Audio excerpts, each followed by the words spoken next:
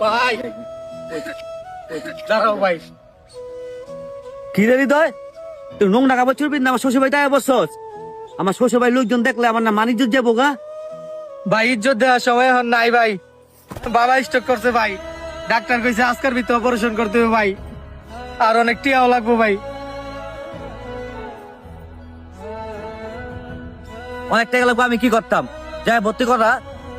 ভাই আমি তোমার পায়ে ধরি ভাই, ভাই তুমি কিছু টাকা দাও ভাই আমারে, আমি তোমার সব টাকা শোধ করে দেবো ভাই, কাম করে ভাই। টাকা? কি এর টাকা? আমি কোনো টাকা পয়সা দিতে পারতাম না। যেদিন থেকে আমার ফ্যামিলি সাইডা আমার শ্বশুর বাড়িতে আয়া পড়ছি, সেদিন থেকে তখন সম্পর্ক শেষ।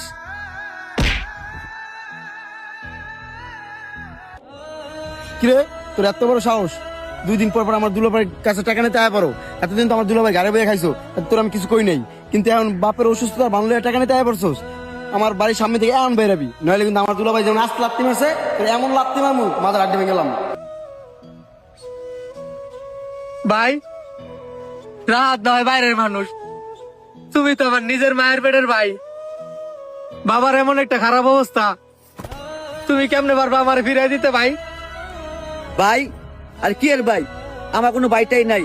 আমি তো আমি নিজেই শ্বশুর বাড়ির টাকা দিয়ে চলি, তোর টাকা দিব কমতে। ও রাত আর গাছটা বার করে দে।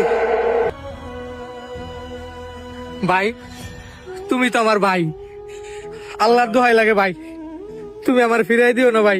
আরে তুই কি বুঝোস না নি? ও রাত আর গাছটা বার করে দে।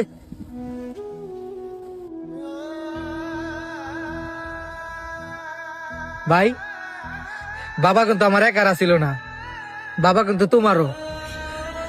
আমার আগে তোমারও জন্ম দিছে, আমার আগে তোমার ছোটবেলা থেকে লালন পালন করে বড় করছে, আর সেই বাপ কিনা আজকে মৃত্যুর সাথে পাঞ্জা লড়তাছে, আর তুমি কিনা আমার ফিরাই দিতেছো কি সামান্য কিছু টাকার লেগা?